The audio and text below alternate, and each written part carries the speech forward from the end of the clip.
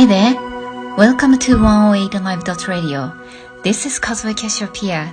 I am a tarot card reader, artist, creator, and publisher of tarot.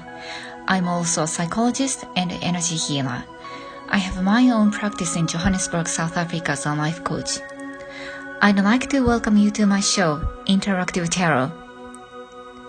The show is not only about tarot cards, although bits and pieces of tarot-related topics will be covered, along with carrying out live tarot readings. It is just simply full of insights on way of life, philosophy, science, and spirituality, most of the time involving guests who are in the field of health, wellness, and or spirituality. If you have any question or suggestion, please contact me by emailing to mail2@kashiopia.com. Again, it is mail2@kashiopia.com, Kashiopia being spelled Kashiopia. Interactive Tarot is aired every Friday from 11 a.m. to 12 p.m. live here on 108live.radio. Stay tuned in.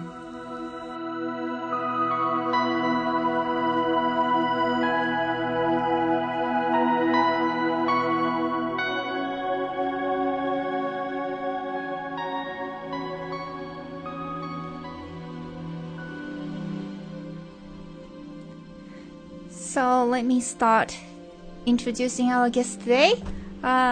First of all, thank you for being here, Dr. Rita. Dr. Rita is our main guest today. And then we got Silvio, who is supposed to be not talking, but he's the one who brought Dr. Rita. So I'm still going to introduce him. Hello, everybody. And thanks for joining us. Cool, thank you for joining us. And then Atma, who is the producer of 108live.radio. Part of the furniture. You play a big role here. So let me quickly introduce you, Dr. Rita. Do you mind if I just read who you are? Of course, go ahead. Okay. So Dr. Rita is an international instructor with the Modern Mystery School. She's professionally certified healer, teacher, guide, Kabbalist, and a third-step ritual master in the lineage of King Solomon. She's the founder and director of Limina Lukem Health and Wellness Center of Excellence in Bedford View, South Africa, facilitating programs and healings of the Modern Mystery School. Her natural abilities and many talents have created huge breakthroughs in many people's lives. Her life's passion is empowering people to reclaim their own power and greatness. Sounds really, really awesome. And I usually start my show talking about some bits and pieces of tarot, but I'm going to skip that because there is so much connection between Kabbalah and tarot. And also, I'm very, very interested in how the whole idea of a lineage of King Solomon, as I'm not entirely unfamiliar either. I've been involved something like that for the last 15 years as well. So instead of me talking about a tarot, let's start asking you a few questions if you don't mind.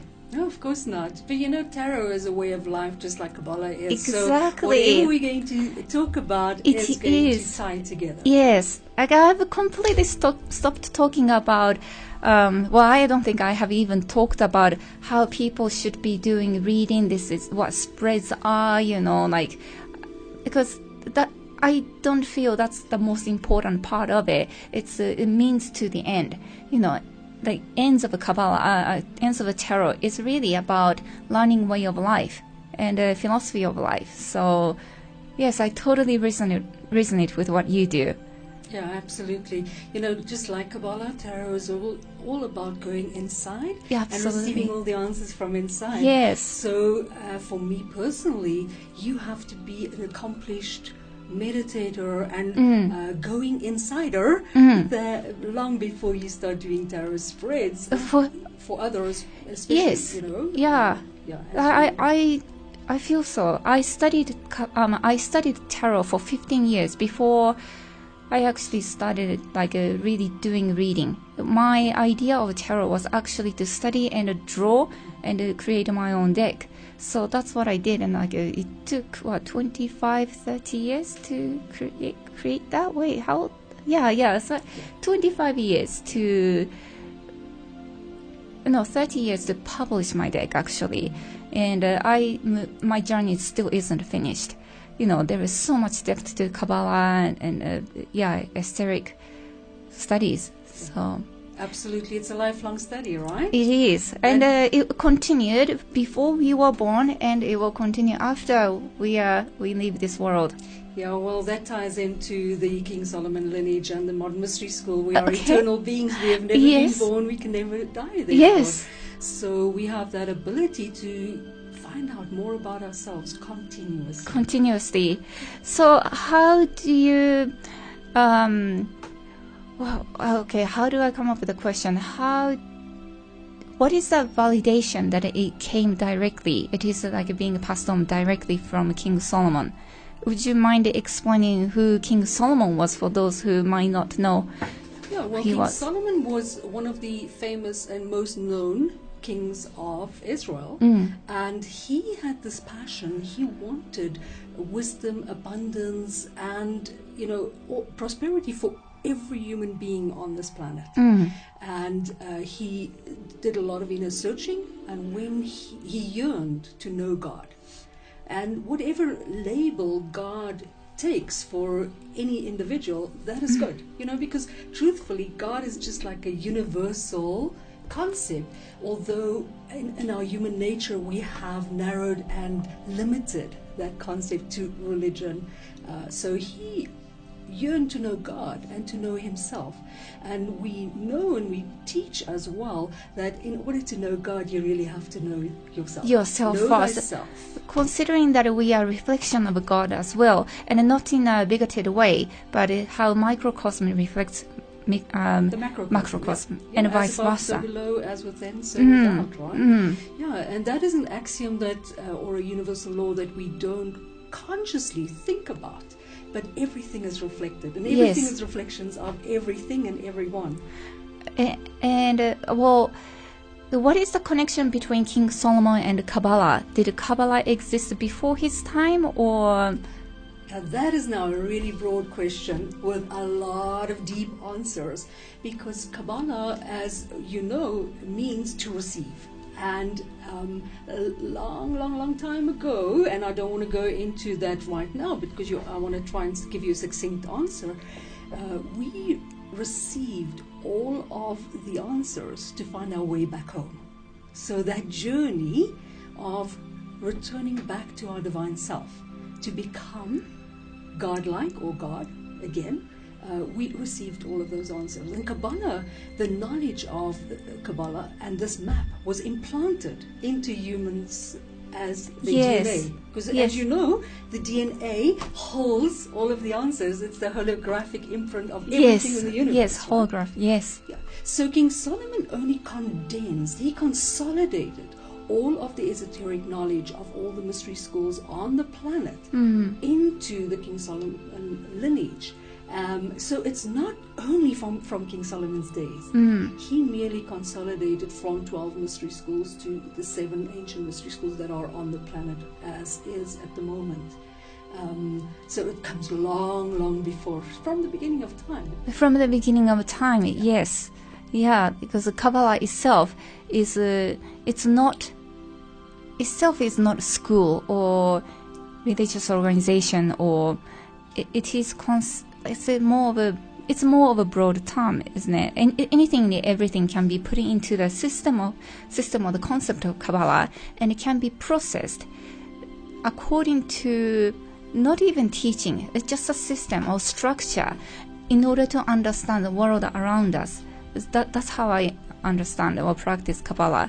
Oh yeah, absolutely. You're correct. Kabbalah is a living, dynamic. breathing structure or reference point that gives us the pointers of, you know that we use the tree of life as the map, right? Yes. So that is the map of Kabbalah. But in this map, it holds all the attributes and all the knowledge of the whole cosmos. At so many different levels too. I guess I have heard once, but I practice this. I try to practice it on a daily basis, that there is a Zen in the East, that in Zen, in the meditative state, people reach 0 point, that they get rid of everything, as absolutely everything in the mind in order to become zero. Kabbalah is like Zen, but have a different approach, that you fill in all the void with anything and everything. You reach you started just filling up and filling up and filling up, and make connection between this and that, or make connections of everything to create the world that you understand. And then you come to realize, okay, everything is one, and one becomes nothing. One came from nothing. So in the East, Zen is their way of reaching zero. Kabbalah on the other hand, is the Western way of reaching zero. They're both going the same way. Yeah, it's very much the same principle. In Kabbalah, the main teaching is that you have to become empty. Once yes, you become exactly. Empty, So you it becomes receive everything in the universe. But if you are full with the knowledge or the mind clutter, which Kabbalah is the ultimate to clean and clear out that mind clutter. And that's how you. Come to stillness. That's what your school can lead students or those who are seeking healings to be emptied of the mind clutters. Is my understanding right? Yeah, we teach universal Kabbalah, which is, like you've explained, there are many different forms or structures of Kabbalah. Yeah. The religious, Judaism, Islam, Christian Kabbalah, all these different Kabbalias. Universal Kabbalah is the purest esoteric Kabbalah. Yes. It has no religious dogma to it, and it really takes us back to the metaphysical teachings of that wholeness, that oneness, the main concept of Ein Sof being the infinite, the source of everything, and yet nothing, because as soon as you start explaining Ein Sof, you put a limitation to Ein Sof. Yes. And it is a limitless, all-knowing nothingness, and yet everything. Sylvia, would you like to say anything, or? Oh, I'm enjoying the conversation. I don't have anything to add at this point, no. Thank you, though. And how long have you been involved with the school? With this mystery school? Yeah. I've been involved for 8 years now. Yeah? 8 years now, yeah. And I've been studying Kabbalah for about, in-depthly, maybe 4. But truly, a lot of the esoteric teachings stem from Kabbalah. Yes.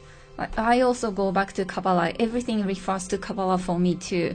Absolutely. Yeah. And it's also quite easy approach to life and life philosophy and aesthetic system, because it is so structured.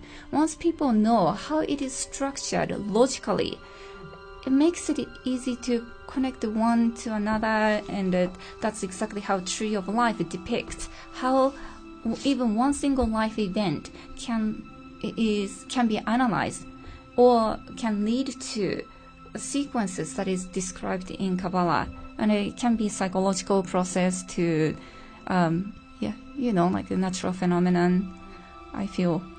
Well, as a medical doctor, I must tell you, I actually started studying medicine because I wanted to look inside the body and see, what makes people tick. Okay. And obviously, as you can think, I didn't get my answers there.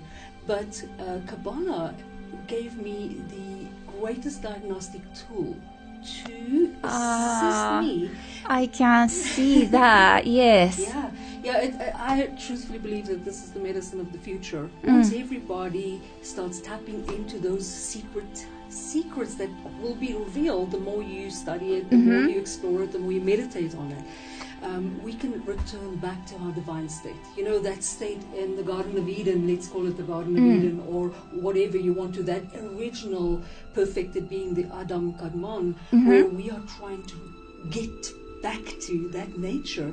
Once we all start realizing that divinity inside of ourselves, and we start going within to get the answers, no longer looking at anybody else out there, then I truthfully believe that we can go back to that perfected state. Mm. Now, in the mystery school, we are a school of empowerment. We give you the tools. It is a very old and ancient lineage, and traditionally has always been an oral hand-down from the teacher to the ear of the student, you know, Yes, from the mouth of as the a teacher to as the a ear of the Kabbalah. student. And that will assist us to take our own power back. So we don't want people to come to the school or to a healer or a teacher for the answers. That's what we are trained to do. Yes. That's what we need to do as humans. Go back inside, because we have all of the answers inside of ourselves. And stop finding validation. You used the word validation earlier on, but stop finding validation from outside. Externally, yeah. Nobody can because tell no, you. And also we don't even know if what we know is really true or not. But we have to have our own truth. Yeah, you know, as you know about truth, what is truth, right? What is truth? Like my truth is my truth, but is that really the ultimate truth? No, but all I can do is, you know, be sure about what I think I know, whether it's right or wrong, but be always open to different opinions and ideas, and not to be stuck anywhere, whether not knowing or knowing, one way or the other. And I feel that a tree of life is such a wonderful imagery of providing different perspectives, like the guidance to different perspectives, because you know, there's a whole concept of yin and yang to not positive or negative. Nothing is positive, nothing is negative. It is what it is. But as things of, you know, like a duality to trinity to all the concept is actually in this little diagram of a tree of life, which I really wish I had a picture of. So like we could show you a picture. You know, we have got this. You can just have a look at. Oh, there we go, tree of life. Yeah, the tree of life. So people should know what tree of life. Well, that One shows. depiction. Yeah, that's one depiction of it, and it's just one. Just one, because there are so many. Many, But exactly. the basics of it, the tree of life, that map has got the 3 pillars. You know, Yes. and we are in a system of duality. Yes. So until we transcend that and we bring those two opposites together, which is what universal Kabbalah is all about, having the 2 pillars, left and right, the male and the female, but bringing everything together into the middle pillar. Yes. And, you know, you mentioned something earlier that I want to just catch on. It is all about our experiences. Yes, If it you is know our the positive and negative, because, you know, there is this duality. Then you know when to wield this energy and when to wield that energy. But the goal is always to be in the middle pillar and be in the center. Weave the 2 different pillars into the middle pillar.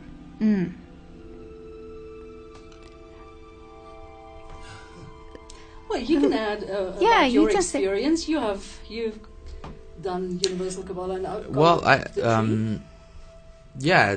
agreeing with what you're saying, as practically I see it as being aware that there are at the base 2 sides to things. I guess it's kind of like having a happy medium in a sense.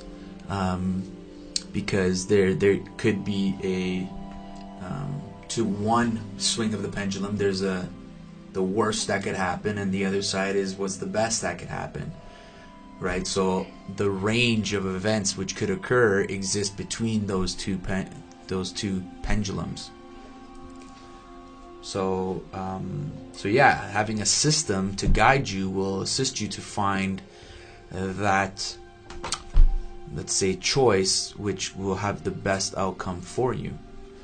Well, everything is about finding our joy, and Kabbalah helps us to bring joy back into our lives. I haven't met anybody that doesn't want more joy, more fun, more abundance, more freedom, more liberation, and that is the glory of Kabbalah when we study the different aspects. But if I say the tree of life, it's not just a one-dimensional or a two-dimensional, not even three-dimensional, because there's a tree upon a tree upon a tree, and in a tree, yes, or even right? even a tree in one sephirah. Exactly. Yeah, the whole tree is in every sephirah, and so therefore it is a universal system with so many correspondences or so much symbolism. And that sounds just like how our soul or like our mind is constructed. And as you say, like who doesn't want more joy? However, there are more people who have blockage to receiving joy, or who are afraid of success, who are actually afraid of receiving money, and who doesn't want to believe that money is real or success is real.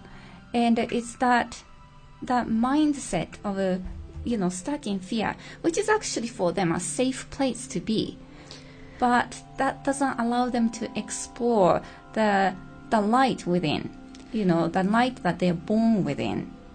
Yeah, well, when we are in a comfort zone, there is no growth, right? Yeah. So it might sound like comfortable and it might sound safe, but we don't grow and we're not fulfilled and we don't live our purpose. So we get blunted, bored, unhappy. Yeah. That's why I said earlier, I get very passionate about the diagnostic value of the tree of life, because if you explore all the correspondences, the symbolism, and all the truths in every sphere, the sephirah, then what happens is you can actually start recognizing where your blockages are. Yes. And it's not just in the personality, it's not just the ego, but it's also in the physical body. And sure, from the point of a medical doctor, I see people with their blockages and they've got heart disease or high blood pressure or whatever it might be, and then knowing what that aspect of the tree of life contains, you can guide them and help them and assist them. Because you know that all healing begins with self-healing, and all self-healing has to do with forgiveness, yes. right? Yes, it does. You know that. Yeah. So it helps, and it changed the way that I practiced medicine. Okay. Completely. When was that, may I ask? Well, I recently stopped because I travel and I'm an international teacher now for the school. So I have the great privilege of going everywhere in the world and teaching this. But I was in medical practice till about 6 years. Probably 6 years ago. And, you never leave medical practice, right? Sure. You always have patients and everybody has got a disease. Have you ever been to a party? No, you probably haven't. Doctor. Oh, you're a doctor. I've got a pain in my right shoulder. What do you think that might be? No, I do get that. Like, so you're a psychologist. You can read my mind. Or like, you're a tarot reader. Yeah. Can you do a reading for me? It's like, what's supposed to be my occupation? Yeah, so you never on a holiday or you never have social time as a doctor or a psychologist. You know the feeling then, yeah, then right? you started talking about, this is what's going on in your life. And well, I couldn't take my scalpel with me and started operating on people at parties, but now I can tell them and guide them. Okay, so you know what? You've got a persistent pain in your right shoulder. Do you find yourself stuck? And and then you would explore all the different aspects of the Sephirot as wherever the blockages are. That is just so interesting. It's really amazing. And it's such a practical approach to Kabbalah. There are different ways. Kabbalah. Yeah. And they spell it in all kinds of different ways. Some starts with a Q, some starts with a K. Exactly. Yeah. So however you pronounce it, that's perfectly fine. Because when we get stuck into those limited beliefs, exactly. When they become dogmatic about it. No, you are supposed to pronounce it like this, spell it like this. And I want to challenge. Who said? Yeah. You said, right? Yeah. Not God. Yeah. It comes back to that truth. Our truth is, my truth at this moment in time is not the same truth that I had like 10 years ago, 20 years ago, right? Exactly. So we've got a unique reference point, and you are the only one with that unique reference point in this universe, in this fabric of the universe. And it's just your truth for that moment in time. Yeah, just for that moment. And it's okay to change, go flexible. It's like life is supposed to be fluid. Well, the only constant thing in the universe is change, right? Yes, nothing is not changing. Exactly. Everything is moving, and forward movement is the norm. And if you are not moving, you're not progressing, you are not experiencing living life to the fullest, then you're stuck. And stuck means death. Yeah, and I know we don't want to face that, but that is what it is. And in that dying process, that is where all the unhappiness and the depression and the anxieties and the fears and the manias and all those phobias and all those things start entering into the psyche of the human. I'm stupidly enough, I actually forgot my tarot cards today, but I would like to just share the concept. In my card of death, there is, well, as you said, death is the card of moving on, actually, accepting and acknowledging the end, and then moving on. But in my card, there is yin-yang that is created with live fish and dead fish, because in Kabbalah, Kabbalistically speaking, the death card is attributed to Hebrew character of Nun.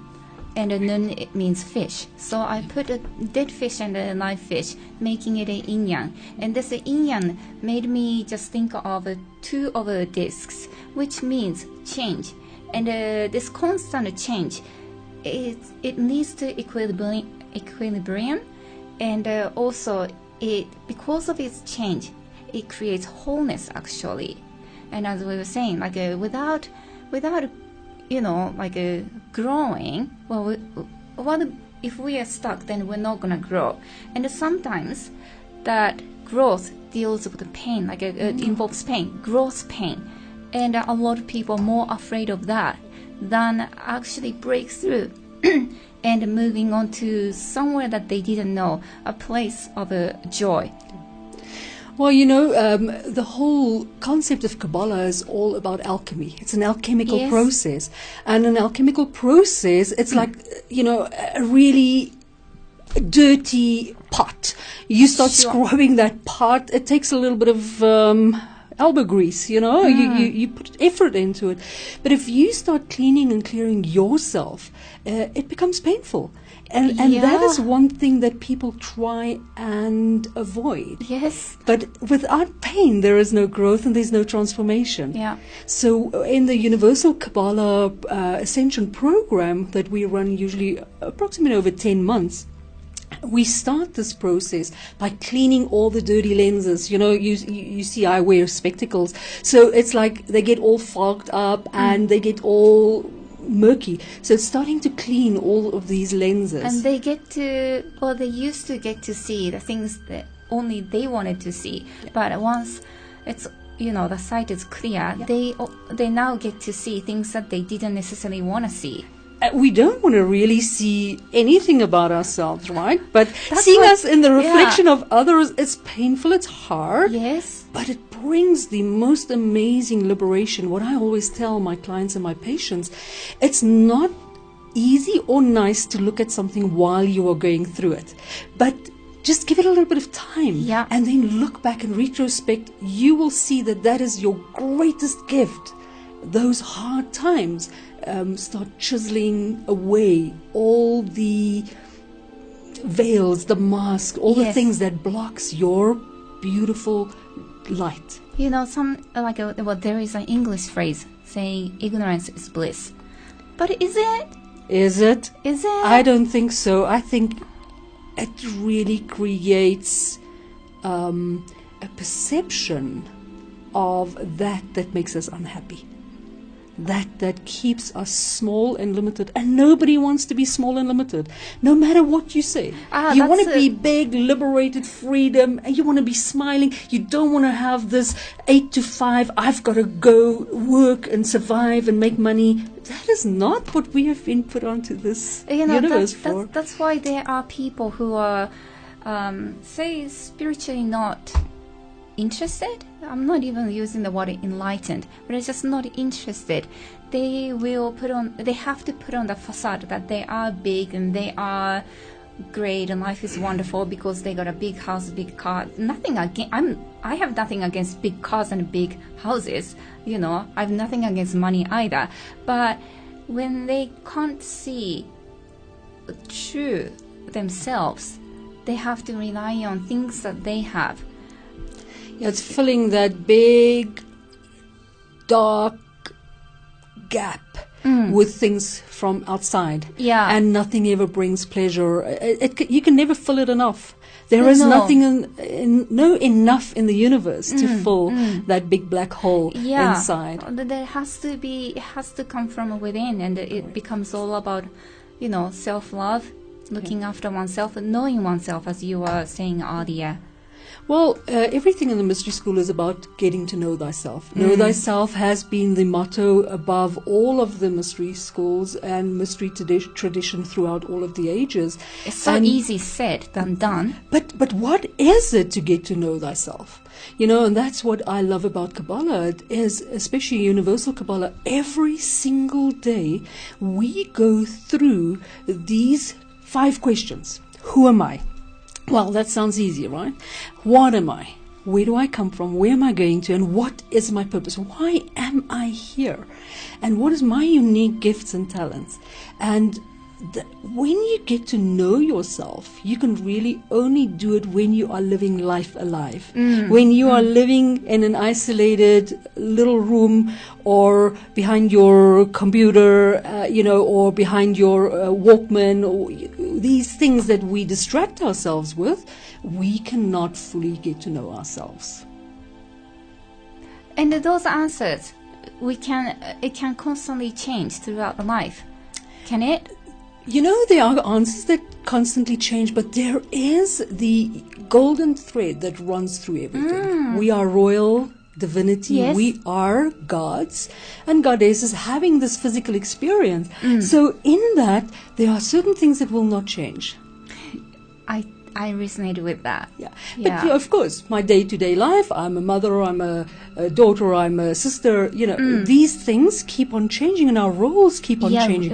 Our roles change. But that who we truthfully are, that divinity, once we start tapping into that universal knowledge of who we are and what we are meant to be doing here on this planet, then the answers become more advanced, more deep, more profound, and they don't change. They just have a slight nuance in the truth, the eternal truth. And now I'm talking about truth with a capital T here. Yes. The truth of the universe, of the laws of God. And who are we? Who am I? To what is my purpose? As you say, I feel it's all related to each other. And in some of my works or like when I do workshops or when I'm having a client, I sometimes do life purpose guidance, and usually it is not about life purpose is not about what a person is doing. It's more actually about feeling. So I have clients close their eyes and think of the best moment in their life, the happiest time ever in their life, and how they felt. On top of the happiness, what were the feelings that they felt within? Is that contentment? Is that satisfaction, joy, deep love? All those positive feelings. That's the purpose of life, and what you are supposed to do is to have those feelings. So in order to have those feelings, what are you going to do? And that becomes a practical path or practical way of reaching your purpose. That's something I do. But that feeling of joy, thinking of the happiest moment and the connection to that joyful feeling leads to our soul being, which is love and light ultimately. Sometimes it can sound really cheesy and corny to those people who are not there, if you know what I mean. But that's a reflection of the universe and God. And it's also a reflection of where we are in a specific moment, right? Sure. So if we keep our options open and we know that if, what I always say is if everything in your life is working for you and you are happy and content, then keep on doing what you're doing because it's obviously you're making the right choices. But if anything is not 100% the way that you like it, remember that you've got free will and choice to change. And also, we manifest. Where we are is what we have manifested. It doesn't mean it's negative or positive. It's just you are where you are because you have resonated, or like those things are resonating with your state. But if things are not the way that you want it, know that you can choose to make a different option. Make a different choice, and the result, the outcome will be different. But what I think people don't realize and understand is that there's a massive difference between happiness, being happy, and being in joy. Happiness is dependent on our state of what we feel like, our emotions, our feelings, our circumstances. But joy, true joy, is a state of being. Yes. And it does not matter whether you have not, whether you are feeling happy or you're feeling joyful or you're feeling sad or depressed. That joy does not go anywhere. And that is the ultimate being of Kabbalah, is returning to that state of joy. Oh, that's so profound. And in psychology, in Western psychology, it has been studied that the concept of being happy has put pressure on people, that the whole concept has put people in depression, actually. Yeah, but it ties in with that you've mentioned earlier. People think that they will be happy if they've got a big house, lots of cars, a couple of million rand in the bank. I know people that are desperately unhappy, and I've seen so many patients with severe disease and illness and pre-terminal illnesses because of the fact that those things cannot bring happiness, cannot bring that joy. It can never fulfill you completely. With things from outside. You get distracted though. It keeps you busy and it keeps you yearning for more, but it can never fulfill you completely. That's like chasing a carrot that's hanging in front of you, and it just, we're not horses, but Well, it's chasing the tail, chasing right? tail, yes. Yeah. Like chasing something that we think that's going to make us happy. And look, I've been there in my life. It's like once I get there, then I'm gonna feel this way, And I realized, no, it doesn't work that way. It is just what it is, and just enjoy the moment. And even enjoy growing pain. Sometimes it feels so hard to acknowledge the pain. And my ego is thinking, well, but I have been in a very safe place, so I don't want to get out. But then... Well, if we can just continue stepping forward and continue embracing that pain, the pain actually goes away. It will subside, because pain never just keeps on going and going. And it's that same thing. When we are born, we take that breath of God, and when we end this world, we blow it out and the body dies. But there's something that is eternal, way beyond the physical body. And when we can tap into that eternal spirit, soul, that eternal who we are, then we can transcend and we can ascend the physical. So physical pain and discomfort is not a permanent state of being. No emotional or psychological pain. Yeah, absolutely. So the answer always lies within, and yes, as you say, empowerment. We've got to continue looking for that. Everybody is searching. There is not a single person that's not searching, and even once you have reached that state of, let's call it enlightenment, there's always more. There's always deeper. There's always higher, and you can just continue going more and more.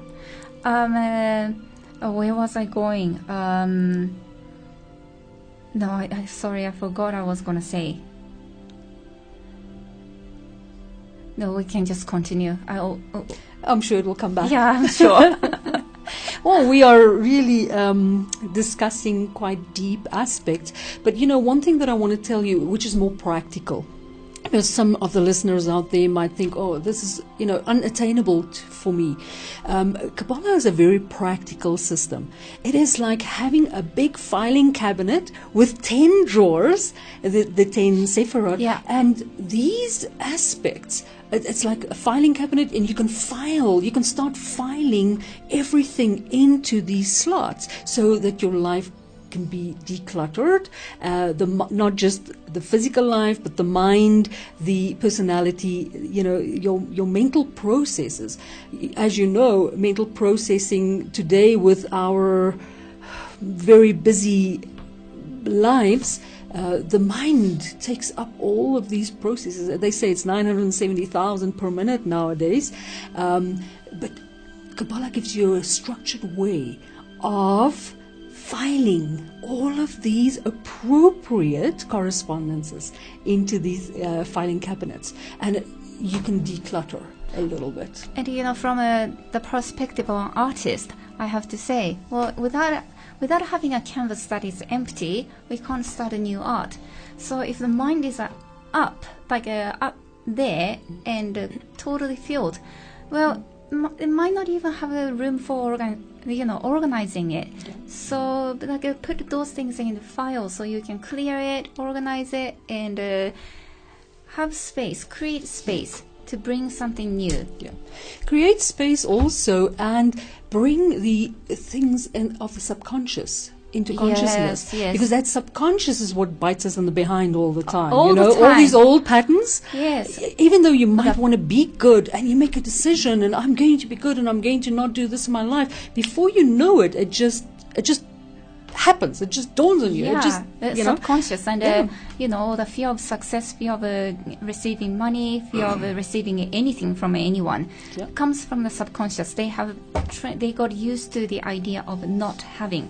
So actually having becomes a scary field. It becomes the unknown, and we all innately have the fear of the unknown. So getting to know subconscious is very, very important. It's actually the third card in tarot card, the High Priestess. She teaches to go deep into our subconscious mind. That's where our divine self lies. And that when you definitely have, because you've studied tarot, it's about the path working. It's the paths between the Sephirot. Yes. So that is the aspects that is tying the two experiences, the two spheres together, and that path working, that pathway is what you work with, not just the major arcana, but also the rest.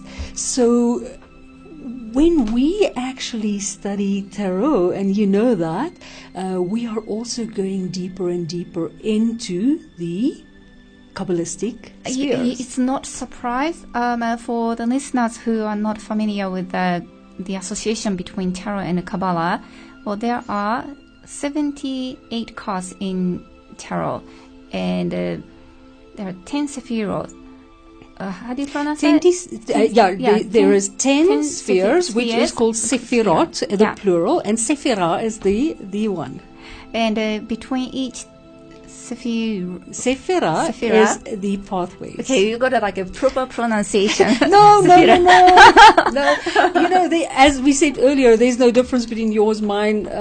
It is a little bit easier for South Africans maybe to do the R. Yeah, Sephira. Yeah. In order to connect these 10 Sephira, there are 22 paths.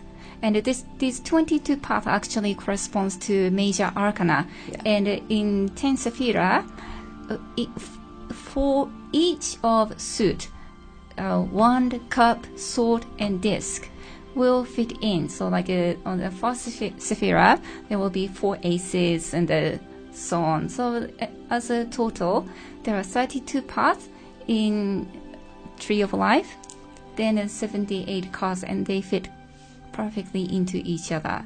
Each of these was my was my explanation okay? Perfect. Okay. Perfect. Yes. Yeah. Each in the Tree of Life we explore the 10 spheres, the 10 Sephirot, but in every of these Sephira there is a whole world of correspondences. Yes. The god names and archangels and angels and stones and animals and plants. Exactly, as well as all the different the cards. Yeah. Yeah, maybe I'll if people are having a harder time following, I'll try to simplify things for them. But on the Tree of Life, there are, let's say, 10 markers, and those markers are called sephira, and in between them are lines, which are also considered paths. So, as they've been describing, is this is the study of the markers on the tree or the map and the pathways between them and how they relate to each other. That's so cool. Thank you so much. Yeah. You see, I understand the things visually. So when I understand things visually, my mind stops thinking how to describe them by words. But that's exactly beginners Kabbalah. Beginners, like a good explanation to understand what Tree of Life is constructed of. Yeah, thank you. Yeah, it's a simple diagram, like you showed visually, like we spoke before. There are many representations of this diagram, from as simple as a picture of a tree, of a literal tree, to a picture of circles and lines, and then all the immense symbology and symbols and sigils and correspondences there are within this tree or this symbol, like you've discussed, and the depth is unlimited. It's unlimited depth into this map, which is literally the map of everything. And that's where the study begins. And what I found was amazing is that this program that Rita teaches, which takes place over a year long, and the first time I studied in this program, the amount of knowledge I gained was remarkable. And like you've said, it taught me, like you've spoke about tarot and way of life, and this study gave me so much insight into myself, insight into my personal subconscious, my personal psyche, my relationship to life, to my emotions, and to people, and it gave me a diagnostic tool to understand where all this fit in, and that gives you power. Yes, it becomes an empowerment tool. It's an empowerment tool. Because you get to learn about yourself. You get to analyze and understand what's going on. And by organizing what is going on around you, you have better relationship with yourself, with your life. Exactly, and a better ability to make better decisions for yourself. Yeah. And that's what everybody's just trying to do, right? You know, people are like, we've been talking about fear, but so many people fear making the wrong choice. But are they? Exactly. And sometimes people choose not to choose just because they don't want to make the wrong choice. Yeah. So any tool that can help me make a better, more empowered choice or decision is worth looking into for me. So was there any upcoming events or promotion that? Yeah, absolutely. We've got an open day at Lamina Lucum on Monday the 24th, which is a public holiday. Okay. And we are going to be doing many public talks on Universal Kabbalah. And that will be in Bedford View. That's in Bedford View, 79 Boeing Road East. And anybody is welcome, and it's free. It's a free open day.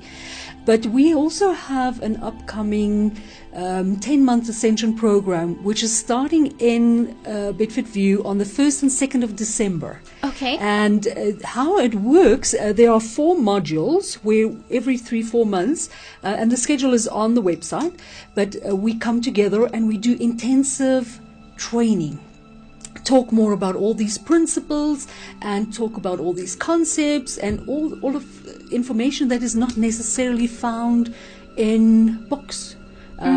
We do oral teaching, and then we get together every 2 weeks for intensive study groups. Work where we start working at clearing out all of our patterns, all of the negative habits and patterning and behaviors that constantly bite us. How can people get hold of you or get in touch with the school? They can go onto my website, liminalucum.co.za, and liminalucem.co.za, and please go browse around. It's got all the information about all the courses in the school, but go to the Universal Kabbalah, and we speak a lot about all the basic principles and also the requirements. And should they be interested, they can also contact me on 083 457 8880. And if I'm in a session, please send a text or even send a WhatsApp. That's okay, I'll respond to you. I'm either on the show with you or doing some healings or teaching workshops, but we always get back to somebody. They can also email us, and it is dr for doctor .rita at liminalucum.co.za. Cool. Drop me a mail. Cool.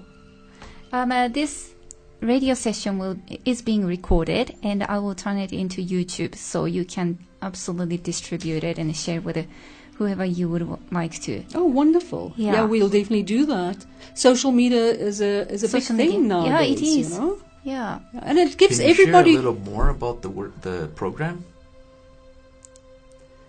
that's going to be happening in December. You said it's starting? Yeah, the prerequisite to attend this year-long Universal Kabbalah is a 2-day workshop where we do Empower Thyself. And remember, I spoke to you where we give people all the tools to start this process of empowering for themselves. We speak more about King Solomon and the lineage.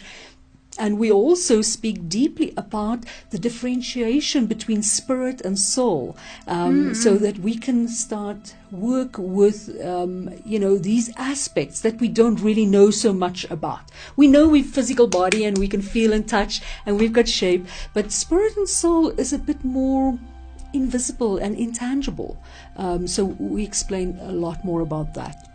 And then once you've done Empower Thyself, you can register and partake of the Universal Kabbalah. So like I said, it's 4 modules, and in the first module, you actually get ascended. Now, you know what ascension is, right? Yes. Yeah. So ascension really is where you can actually now partake. You become the subject, as opposed to reading about a subject. You become the subject that you study about. So it's an experiential experience, the Universal Kabbalah. And the first module, you get ascended into Malkuth. And Malkuth, the kingdom. The bottom sphere. Yeah, right at the bottom, which is part of our physical body, but also our earth, represents earth. And we open that gateway to the kingdom, and help and assist. The physical body is manifested here, but to bring spirit into the physical body. So we start working with that, and then the second module, you get ascended into the next 4 spheres: Hod, Netzach, and Yesod, Hod, Netzach, and Tiferet. And we start which is represented by a prince scale in tarot. Yeah, exactly. And we start working with all of those aspects to clear out the personality. And start ascending and transcending the personality, the lower self, so that we can fully embody the Christ consciousness, the aspect of Tiferet, which is that sacrificing of the self, of the lower self. And then in the third module, you get ascended into Gevurah and Chesed, and that's where we start working and learning about the strength and the mercy, the justice and strength. Those are like a ultimate yin and yang in that bridge. Expansion and construction. construction, well, not construction, constriction, like Yeah. making it small. Absolutely. It is about the severity, the Yes, justice, severity, yes. as opposed to the mercy and Yeah. the love. Yeah. Absolutely. So it's that more fanatical against the more liberated freedom. And then the fourth weekend is a retreat weekend. And what we do is we go out into nature, and a lot of preparation gets done in self, meditation, rituals, and work to clear the mind, to come to complete emptiness and stillness, so that you can have a face-to-face experience with the Godhood, Keter. So Yes. you get ascended into the supernal triad, Bina, Chokmah, Right. and Keter. Keter. Yeah. So that's in a nutshell. But of course, you cannot really speak about Kabbalah in four or five sentences, or even Sure. in Yeah. an hour or two. It becomes an art in itself to be able to explain Kabbalah in like a few sentences. Absolutely. So, anything to add, Atma, Silvio? I'm just wondering if King Kohelet is indeed King Solomon. Sorry? In Kohelet's speech, is it I forgot, is it the Book of Solomon, if I remember correctly? Well, King Solomon is the traditional king that was spoken about in the Bible. We talk here about the son of David. Yes. Yes, absolutely. And, David and Goliath, we all know about the David and Goliath story. But King Solomon looked at how his father reigned, and his father reigned by the sword. He was a warrior. And what King Solomon decided is that is not the ultimate. And he wanted to reign from a different place. And that's why he asked God for wisdom, so that he could reign with wisdom and not necessarily the sword. Because what he did as well, when he consolidated all the the lineage of the mysteries, he cross-trained all his warriors to become healers, and his healers to become warriors, because he knew that there was that duality inside of us, and only by embracing both aspects of ourselves that we would become the perfected, the whole being. So yes, absolutely, King Solomon of the Bible. So he is indeed Kohelet? I don't know the concept. I'm sorry, I really don't know. In that famed Vanity Karma, if you may. Actually, Vanity Karma is a commentary on that famed speech by King Kohelet, who is said to be King Solomon, where he's asking what the purpose of everything is. He's looking at the duality, and it's almost fatalistic if you were to look at it. So there's a commentary on it, Vanity Karma, as in vanity, like all your activities are in vain, and then karma, the work of the universe as you may. So I've been wondering, King Kohelet, is he indeed King Solomon? Well, Atman, I will definitely investigate this, because this is not a concept that I'm familiar with, but I will definitely for sure look into it, and I will definitely get back to you. Cool. So it's almost 1 hour. Has been 1 hour. So it's time to say goodbye. I hope you all enjoyed the show. And today's weekly guest was Dr. Rita. Thank you very much for being here. And Silvio, thank you for supporting us. And of course, Atma, thank you. Oh, thank you so much. And if you have any question about the show or what we discussed today, or tarot cards, or Kabbalah, anything, you can also email to mail2@cashiopia.com. Thank you, everyone, both listeners and guests. It was interactive tarot on 108live.radio. I am Kazway, your guide to tarot cards and holistic wellness. Tune in again next Friday at 11 a.m. Until then, bye. Bye. Okay. Bye.